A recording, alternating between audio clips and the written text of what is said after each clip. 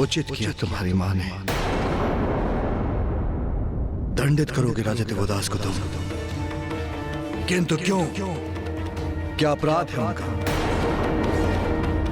अपने कर्तव्य के प्रति तन मन धन से समर्पित धर्म प्रिय न्याय प्रिय राजा है। आपने उचित कहा पिताश्री। कर्तव्य परायण है वो, धर्म परायण है। उनके राज में काशी में शांति है, धर्म है, न्याय है, समृद्धि है। किंतु काशी अपनी आत्मा से रिक्त है पिताश्री, क्योंकि अब वहाँ शिव नहीं है।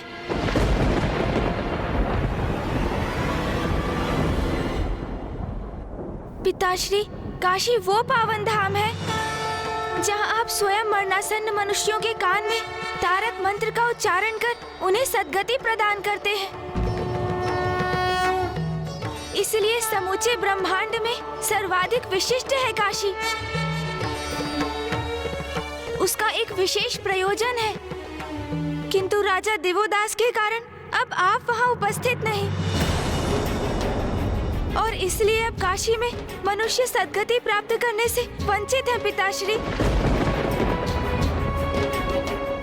राजा देवोदास अपना राजधर्म निभा रहे हैं और आप उनको दिए वचन का पालन कर धर्म का निर्वाह कर रहे हैं। किंतु आपके वो भक्त जो अपने अंत समय में अनेकों कठिनाइयां सहकर दूरस्थ स्थानों से आते हैं ताकि वो आपके दर्शन कर सद्गति प्राप्त कर सके, अब वो सभी भक्त निराश होने पर विवश हैं। उनको सद्गति प्राप्त नहीं हो पा रही है पिताश्री। वैसे काशी समृद्ध और सुखी प्रतीत होती है। राजा देवोदास अपनी प्रजा के सुख दुख का ध्यान रख रहे हैं, किंतु यदि सूक्ष्मता से देखें तो उन्होंने आपको आपके भक्तों से दूर कर दिया है पिताश्री। ऋषि जगेश्वर जैसे भक्त जो आपके दर्शन से वंचित होकर अपने प्राण त्यागने के लिए प्रस्तुत हैं। महादेव, अब मेरे प्रश्न का उत्तर आप ही दीजिए पिताश्री। भगवान को भक्त से दूर करना कहाँ का न्याय है?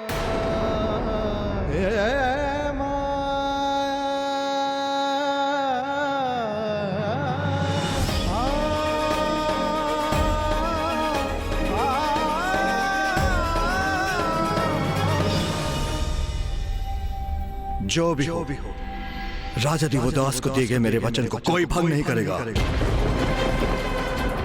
काशी में किसी के हस्तक्षेप की अनुमति नहीं दूंगा मैं।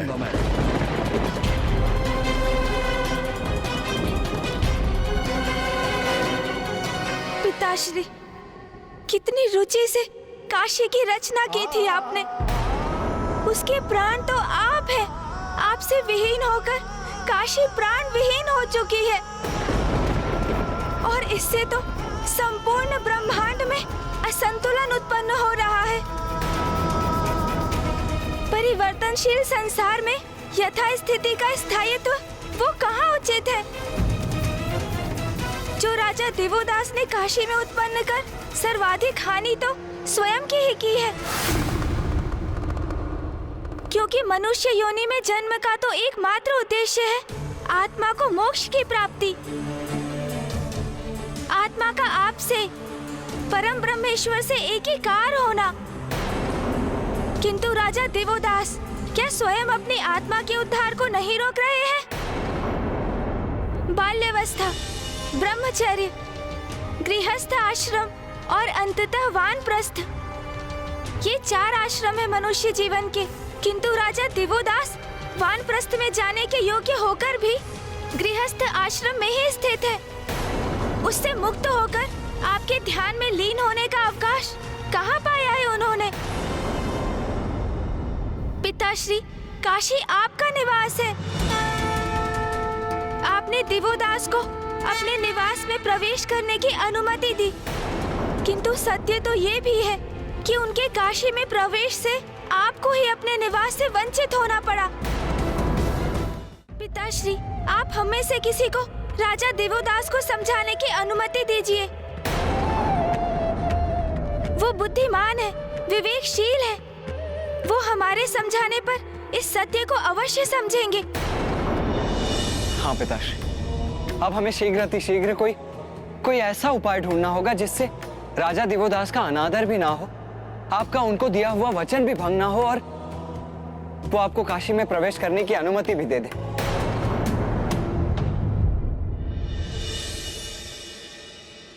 हमारे पास अधिक समय नहीं है पिताश्री, क्योंकि यदि हमने विलंब किया तो ऋषि जगेश्वर अपने प्राण त्याग देंगे और हम सभी पर ब्रह्म हत्या का दोष लग जाएगा।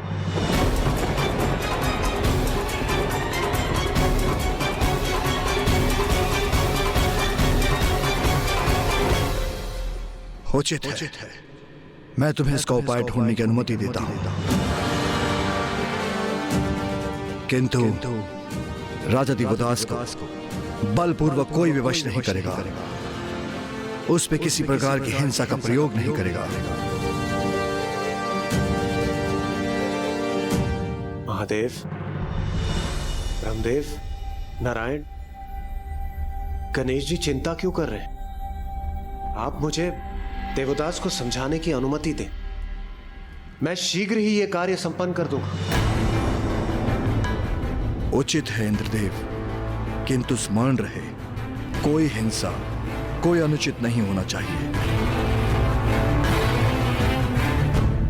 हम देवताओं को आपने एक लंबी अवधि से हमारी ही काशी से विलग कर रखा है देवता, किंतु अब समय आ गया है आपको उसका भारी मूल्य चुकाने का।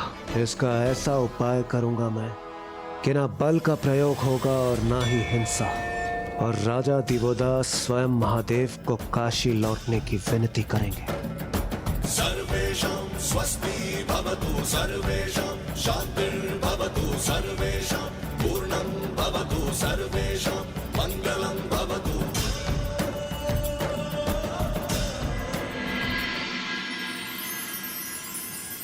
नाथ, आपके मुख पर संतुष्टि का भाव मेरे हृदय को भी प्रसन्नता से भर देता है। देवी सरला, अपने राज्य की समृद्धि से और प्रजा के सुख से ही एक राजा को भी सुख की अनुभूति होती है। आपके राज्य की संपन्नता का श्रेय तो आपका ही है स्वामी। सहस्त्रों वर्षों से इतनी तन्मयता, कुशलता और धर्मप्रायणता से राजकाज के दायित्व का निर्वाह जो कर रहे हैं आप। मेरा श्रेय तो इतना ही है देवी कि प्रभु की कृपा से ना कभी धर्म पथ से भटका और ना ही मेरे द्वारा किए जाने वाला यज्ञ कभी रुका। और मुझे विश्वास है नाथ, आप सदा इसी प्रकार धर्म का पालन करते रहेंगे और कभी भी भ्रमित होकर धर्म से विमुख नहीं होंगे। राजा देवोदास, माना कि आप बहुत ही धर्मपरायण, न्यायप्रिय नेक शासक भी हैं, किंतु आप एक मनुष्य भी हैं, और मनुष्य अपने धर्म के प्रति कितनी भी निष्ठा क्यों न रखता हो, उसकी कोई ना कोई दुर्बलता अवश्य होती है। अब मैं देवराज इंद्र तुम्हारी ऐसी परीक्षा लूंगा कि तुम्हारी सारी दुर्बलताएं मेरे समक्ष प्रकट हो जाएंगी।